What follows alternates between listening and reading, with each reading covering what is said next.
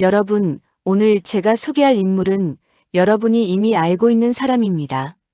10,000원짜리 지폐를 꺼내 보십시오. 거기 있습니다. 우리가 매일 보는 얼굴. 훈민정음을 만든 사람. 조선의 황금기를 연 사람. 한국 역사상 가장 위대한 왕. 세종대왕. 그런데 말입니다, 여러분. 우리가 교과서에서 배운 세종대왕은 사실 절반짜리입니다. 훈민정음 만들었다. 장영실 등용했다. 사군 육진 개척했다. 치국이 만들었다. 네, 다 맞습니다. 그런데 그게 전부입니까? 그 업적들이 어떤 사람의 손에서 어떤 고통을 통해 어떤 눈물을 삼키며 만들어졌는지 우리는 잘 모릅니다. 오늘 제가 여러분께 보여드릴 세종대왕은 조금 다릅니다. 왕이 될 수 없었던 셋째 아들. 형들이 있었기에 왕자와는 거리가 멀었던 아이. 그런데 갑자기 왕이 됩니다. 22살에. 준비도 되지 않은 채로.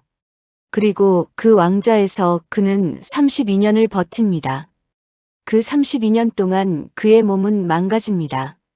눈이 나빠지고 당뇨가 오고 등에 종기가 나고 다리를 절게 됩니다.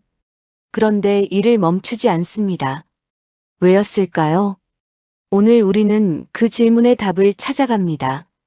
찬란한 업적의 뒤에 숨어있는 한 인간의 이야기.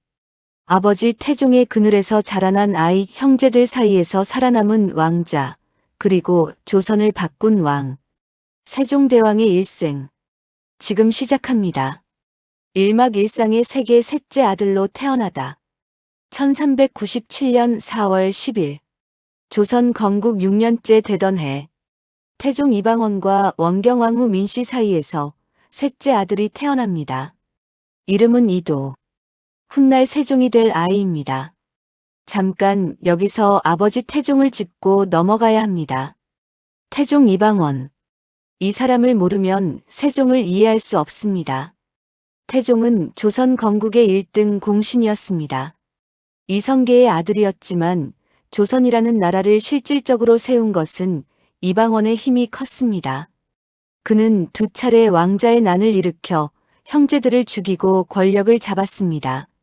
냉혹하고 계산적이고 누구보다 강한 의지를 가진 사람. 그 아버지 밑에서 이도가 자랍니다. 첫째 형은 이제 양녕대군, 둘째 형은 이보 효령대군, 그리고 셋째가 이도 충녕대군. 조선은 장자상속이 원칙입니다. 셋째 아들 이도는 왕위와는 거리가 먼 존재였습니다. 그냥 왕의 셋째 아들. 충녕대군이라는 봉호를 받고 왕자로서의 삶을 살면 되는 아이. 그런데 이 아이가 범상치 않았습니다. 어릴 때부터 책을 좋아했습니다. 보통 좋아하는 수준이 아니었습니다. 책을 끼고 살았습니다. 밥 먹을 때도 잠자리에 들 때도 책이었습니다. 아버지 태종이 걱정할 정도였습니다. 몸이 상할까봐 책을 숨겼다는 기록이 있을 정도입니다. 그러나 책을 숨겨도 소용없었습니다. 이도는 이미 읽은 책을 외워서 읊을 수 있었으니까요. 학문적 재능뿐이 아니었습니다. 이도는 총명하고 판단력이 뛰어났습니다. 아버지 태종은 이 셋째 아들을 유독 눈여겨봤습니다. 아들들 중에서 가장 왕의 자질이 있다고 느꼈을지도 모릅니다. 그러나 문제가 있었습니다. 첫째 아들 양녕대군이 있었으니까요. 이막 욕망의 자각 양녕대군과 뒤바뀐 운명. 양녕대군 이제. 그는 세자였습니다. 조선의 다음 왕이 될 사람. 그러나 그는 왕이 되고 싶지 않았는지도 모릅니다. 양녕대군은 자유로운 사람이었습니다. 규범과 격식에 얽매이기 싫어했고 사냥을 좋아했으며 기생들과 어울리기를 즐겼습니다. 세자로서의 교육을 게을리했고 아버지 태종의 말을 듣지 않았습니다. 태종은 점점 실망합니다. 그리고 눈을 돌립니다. 셋째 아들 충녕대군에게. 사실 역사학자들 사이에서는 이 부분에 대한 논쟁이 있습니다. 양녕대군이 정말 문제가 있었던 것인지 아니면 태종이 충녕대군을 세자로 만들기 위해 양녕대군을 밀어낸 것인지, 혹은 양녕대군 스스로 동생을 위해 일부러 문제아처럼 굴었던 것인지, 후대에는 양녕대군이 충녕대군의 재능을 알아보고 스스로 세자 자리를 양보했다는 이야기가 내려옵니다. 아름다운 이야기입니다. 그러나 진실은 역사의 안쪽에 묻혀 있습니다. 1418년 6월 태종은 결단을 내립니다. 양녕대군을 세자에서 폐하합니다. 그리고 충녕대군 이도를 새 세자로 책봉합니다. 이도의 나이 21. 이 순간 이도는 어떤 생각을 했을까요? 왕이 되고 싶었을까요? 아니면 두려웠을까요? 21살에 갑자기 다음 왕이 된다는 것. 형들을 제치고 아버지 태종이 결정한 것이지만 그 결정의 무게가 얼마나 무거웠을지. 그리고 불과 2달 후 1418년 8월 태종이 이도에게 왕위를 물려줍니다. 선이 살아있는 상태에서 왕위를 넘겨줍니다. 세종이 즉위합니다. 나이 22살. 그러나 태종은 완전히 물러나지 않았습니다. 상황으로서 여전히 군사권을 쥐고 있었습니다. 세종은 왕이었지만 아버지 태종의 그늘 아래 있었습니다. 그 그늘이 얼마나 짙었는지는 태종이 한 일을 보면 알 수 있습니다. 태종은 세종의 장인, 즉 세종의 왕비 심씨의 아버지 시몬을 죽입니다. 외척이 강해지면 왕권이 흔들린다는 이유로 아들이 왕이 되자마자 그 아들의 장인을 제거한 것입니다. 세종은 어떤 심정이었을까요? 자신이 왕이 되면서 장인이 죽었습니다. 왕비에게 무슨 말을 할 수 있었을까요? 아버지를 원망할 수도 없었습니다. 원망하면 불효가 됩니다. 아버지의 결정을 따라야 하는 왕. 이 순간의 세종은 왕이지만 아무것도 할 수 없는 존재였습니다. 산막 욕망의 실행 친정을 시작하다. 1422년 태종이 세상을 떠납니다. 세종 나이 26. 이제 진짜 세종의 시대가 시작됩니다. 태종이라는 거대한 그늘이 걷히자 세종은 본격적으로 자신만의 정치를 펼치기 시작합니다. 그리고 세종의 정치 방식은 태종과는 완전히 달랐습니다. 태종은 힘으로 다스렸습니다. 필요하면 죽였고 필요하면 제거했습니다. 강력한 왕권, 강력한 통제. 세종은 달랐습니다. 세종은 토론으로 다스렸습니다. 경연. 왕과 신하들이 함께 앉아 책을 읽고 토론하는 제도. 세종은 이것을 엄청나게 중요하게 여겼습니다. 매일같이 경연을 열고 신하들과 이야기를 나눴습니다. 자신의 의견이 틀렸다면 신하의 말을 들었습니다. 이것이 당시로서는 혁신적인 일이었습니다. 왕이 신하에게 배운다는 것, 왕이 틀릴 수 있다는 것을 인정한다는 것. 집현전. 세종이 만든 조선 최고의 두뇌 집단. 뛰어난 젊은 학자들을 모아 연구하게 하고 나랏일의 자문을 받습니다. 성삼문, 박팽년, 신숙주 훗날 역사에 이름을 남기는 학자들이 이 집현전에서 자랐습니다. 세종은 이 학자들과 함께 무수한 것들을 연구합니다. 역사, 지리, 법률, 음악, 의학, 농업, 천문, 과학. 세종의 관심사는 끝이 없었습니다. 그리고 그 관심사마다 실질적인 결과물이 나왔습니다. 농사직설. 조선의 실제 농업 현실에 맞는 농업기술서. 중국 농서를 그대로 따르지 않고 조선의 토질과 기후에 맞는 우리만의 농업서를 만들었습니다. 향약 집성방. 조선에서 나는 약재로 병을 치료하는 의학서. 중국 의술에 의존하지 않고 우리 땅의 것으로 우리 백성을 치료한다는 철학. 삼강인 실도. 충신, 효자, 연려의 이야기를 그림과 함께 엮은 책. 그를 모르는 백성들도 볼 수 있도록. 이 모든 것의 공통점이 보이십니까? 세종이 만든 것들은 모두 백성을 위한 것이었습니다. 왕의 권위를 높이기 위한 것이 아니라 실제로 백성의 삶을 나아지게 하기 위한 것들. 사막 바닥을 치다 훈민정음, 그 고독한 싸움. 이제 훈민정음 이야기를 해야 합니다. 훈민정음. 우리가 지금 쓰고 있는 한글의 원형. 세종대왕 하면 가장 먼저 떠오르는 업적. 그런데 이 훈민정음이 만들어지는 과정이 교과서에서 배운 것처럼 순탄하지 않았습니다. 1443년 세종이 훈민정음을 창제합니다. 나이 46. 그런데 이것을 공식 발표하기까지 3년이 걸립니다. 왜였을까요? 반대. 엄청난 반대에 부딪혔기 때문입니다. 최만리를 비롯한 지편전 학자들과 대신들이 강하게 반대합니다. 우리에게는 이미 한자가 있습니다. 한자로 충분합니다. 새 문자를 만드는 것은 오랑캐나 하는 짓입니다. 중국을 섬기는 조선이 중국과 다른 문자를 쓰는 것은 예의가 아닙니다. 이것이 당시 반대론의 핵심이었습니다. 세종이 직접 키운 지편전 학자들조차 반대했습니다. 세종이 가장 믿고 의지하던 학자들이. 세종은 어떻게 했을까요? 기록에 따르면 세종은 최만리 등 반대론자들과 직접 논쟁을 벌였습니다. 밤새 토론했습니다. 그리고 반대론자들의 논리를 하나하나 반박했습니다. 그런데 이 과정에서 우리가 주목해야 할 것이 있습니다. 훈민정음은 세종이 혼자 만들었다는 설이 있습니다. 아니, 혼자까지는 아니더라도 극소수의 인원이 극비리에 만들었다는 것이 유력한 학설입니다. 왜 비밀리에? 반대가 너무 심했기 때문입니다. 공개적으로 진행했다가는 끝없는 반대에 부딪혔을 것입니다. 그래서 세종은 몰래 했습니다. 왕이 신하들 몰래 무언가를 해야 하는 상황. 또 한 가지. 세종은 이 시기 건강이 극도로 나빠져 있었습니다. 눈이 나빴습니다. 문서를 읽기가 어려울 정도로 시력이 떨어졌습니다. 당뇨로 몸이 불편했습니다. 등에 종기가 올라왔습니다. 다리가 불편해 걷기가 쉽지 않았습니다.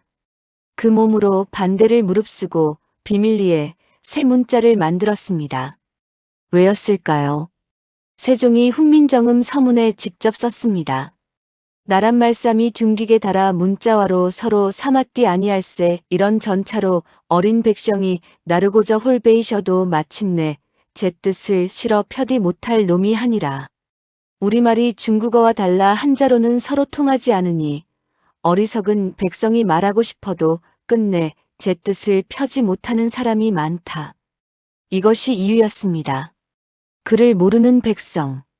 억울한 일을 당해도 글로 하소연할 수 없는 백성. 관리에게 속아도 문서를 읽을 수 없는 백성. 세종은 그들을 위해 글자를 만들었습니다. 몸이 망가지면서 반대를 무릅쓰면서 오막 내면에 전한 과학과 음악, 세종의 또 다른 얼굴. 훈민정음이 세종의 전부가 아니었습니다. 세종시대에 조선의 과학은 폭발적으로 발전합니다. 장영실. 이 이름을 기억하십시오. 장영실은 노비 출신이었습니다. 천민. 조선의 신분제에서 가장 낮은 위치. 그런데 세종은 이 사람의 재능을 알아봅니다. 신분의 벽을 넘어 그를 등용합니다. 당시 얼마나 파격적인 일이었는지 신하들이 강하게 반대했습니다. 노비 출신을 관직에 앉힌다는 것은 전례가 없는 일이었으니까요. 세종은 밀어붙였습니다. 장영실은 세종의 신뢰에 보답했습니다. 혼천의 하늘의 움직임을 관측하는 천문기구. 자경루 스스로 종을 쳐서 시간을 알려주는 물시계. 앙부일구 백성들이 길에서도 시간을 볼 수 있는 해시계. 치국이 전 세계 최초로 강우량을 측정하는 기구. 이 발명품들의 공통점이 있습니다. 모두 백성의 삶과 연결되어 있습니다. 시간을 알면 농사를 더 잘 지을 수 있습니다. 비의 양을 알면 홍수와 가뭄에 대비할 수 있습니다. 하늘의 움직임을 알면 절기에 맞게 씨를 뿌릴 수 있습니다. 세종의 과학은 과시용이 아니었습니다. 실용이었습니다. 그리고 음악. 세종은 음악에도 조예가 깊었습니다. 아니, 조예가 깊은 정도가 아니라 직접 음악을 만들었습니다.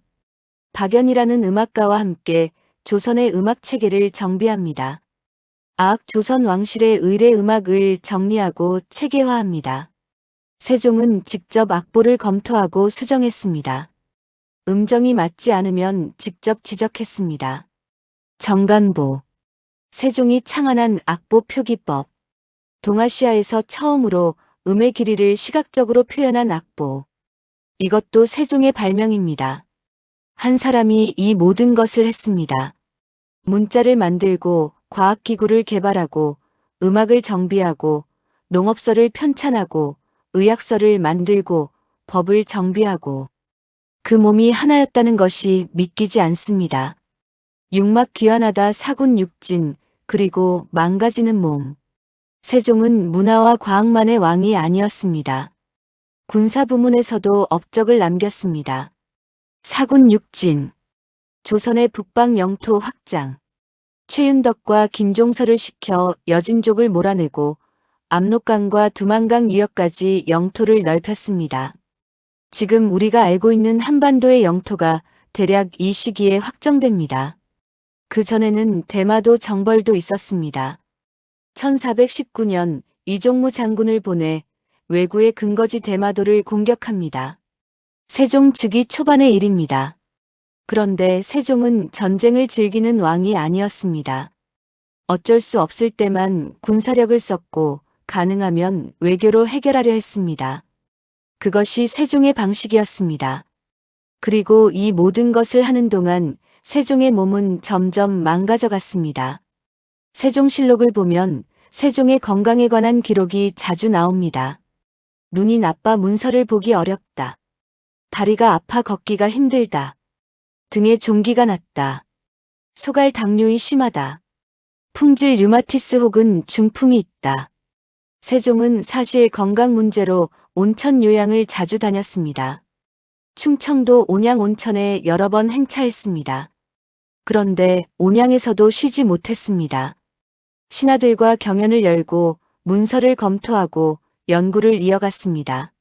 쉰다는 것을 몰랐습니다. 세자에게 대리청정을 맡긴 것도 이 무렵입니다. 건강이 너무 나빠져 혼자 국정을 다 처리할 수 없었기 때문입니다. 그러나 대리청정을 맡기면서도 세종은 뒤에서 계속 챙겼습니다. 진짜로 쉬지 않았습니다. 왜였을까요? 아직 하지 못한 일이 너무 많았기 때문이었을까요? 아니면 쉬면 불안했던 것일까요? 이 나라를, 이 백성을 자신이 챙기지 않으면 안 된다는 의무감이었을까요? 그것이 세종이라는 사람의 본질이었습니다. 칠막 변화된 일상 아버지로서의 세종, 그리고 비극. 세종의 이야기에서 우리가 놓치는 것이 있습니다. 그는 왕이기 이전의 사람이었습니다. 아버지였고 남편이었습니다. 세종과 소원왕후 심씨의 관계는 조선 왕실에서 드물게 깊은 부부 사이였다고 전해집니다. 그런데 기억하십니까? 세종이 즉위하면서 소원왕후의 아버지 시몬이 아버지 태종에 의해 죽임을 당했습니다. 그 아픔을 안고 두 사람이 함께 살았습니다. 소원왕후는 아버지가 역적으로 몰려 죽은 죄인의 딸이었지만 세종 곁에서 32년을 함께했습니다. 그리고 1446년 세종보다 먼저 세상을 떠납니다. 훈민정음이 반포되던 바로 그 해였습니다. 소원왕후가 죽던 해에 훈민정음이 반포됐습니다. 세종은 아내를 잃은 슬픔 속에서 훈민정음을 세상에 내놓았습니다. 어떤 심정이었을지 자녀 이야기도 해야 합니다. 세종에게는 여러 자녀가 있었습니다. 그런데 세종이 가장 아꼈던 아들은 첫째 문종이 아니었다는 이야기가 있습니다. 물론 문종을 세자로 삼고 후계자로 키웠지만 인간적으로 세종이 가장 귀여워한 아들은 수양대군 이유였다는 기록도 있습니다. 그 수양대군이 훗날 계유정난을 일으켜 형제들을 죽이고 조카를 죽이고 왕이 됩니다. 세종은 이미 세상을 떠났기 때문에 그것을 보지 못했습니다. 그나마 다행이었을까요? 문종도 세종보다 건강이 좋지 않았습니다. 세종은 이것을 알면서도 문종에게 왕위를 넘겼습니다. 다른 선택이 없었으니까요. 세자 문종에게 대리청정을 맡기면서 세종은 무슨 생각을 했을까요? 건강도 좋지 않은 아들에게 이 무거운 왕자를 물려줘야 한다는 것을. 그 다음이 걱정됐을 것입니다. 어린 손자 단종의 앞날이. 세종은 이미 알았을지 모릅니다. 자신이 만든 이 나라가 자신이 죽고 나면 흔들릴 것이라는 것을. 그러나 어쩔 수 없었습니다. 그것이 그가 통제할 수 없는 영역이었으니까요. 에필로그 하몬서클의 완성 세종대왕을 어떻게 기억할 것인가. 1450년 2월 17일. 세종대왕이 세상을 떠납니다. 나이 53. 당시로서는 그리 짧지 않은 나이지만 그가 살아온 밀도를 생각하면 너무도 이른 떠남이었습니다. 제위 32년. 그 32년 동안 세종이 한 일들을 다시 한번 정리해 봅시다. 훈민정음 창제, 집현전 운영, 사군 육진 개척, 대마도 정벌, 농사직설 편찬, 향약 집성방 편찬, 삼강행실도 편찬, 자경루 제작, 앙부일구 제작, 치국이 발명, 혼천의 제작, 정간보 창안, 아악 정비, 그리고 수백 가지의 법령 정비와 제도 개혁. 이것이 한 사람이 한 일입니다. 몸이 망가져가면서 세종대왕은 왜 이렇게 살았을까요? 저는 이렇게 생각합니다. 세종은 어린 시절부터 책을 통해 세상을 봤습니다. 책 속에서 이상적인 세상을 봤습니다. 어진 왕이 다스리는 나라, 백성이 굶지 않는 나라, 억울함이 없는 나라. 그리고 왕이 됐을 때 그 이상을 실제로 만들어 보고 싶었던 것입니다. 왕이 될 예정이 아니었던 셋째 아들. 준비도 되지 않은 채 22살의 왕자에 앉은 청년. 그런데 그 왕자에서 32년 동안 단 한순간도 놓지 않았습니다. 왜냐면 그는 알았습니다. 왕이 놓으면 백성이 힘들다는 것을. 왕이 게으르면 억울한 사람이 생긴다는 것을. 그것이 세종대왕의 본질이었습니다. 업적을 남기기 위해 일한 것이 아닙니다. 백성을 위해 일했습니다. 그 결과로 업적이 남았을 뿐입니다. 여러분, 오늘 우리가 쓰는 이 한글로 저는 지금 여러분과 이야기를 나누고 있습니다. 570년 전 한 사람이 몸이 망가지면서도 반대를 무릅쓰면서도 만들어낸 글자로. 그것이 세종대왕이 우리에게 남긴 것입니다. 업적이 아니라 마음이. 백성을 향한 그 마음이 지금 이 순간에도 살아있습니다. 오늘도 끝까지 함께 해주셔서 감사합니다. 역사를 쉽게 말해주는 재미있모였습니다. 다음 이야기에서 또 만납시다.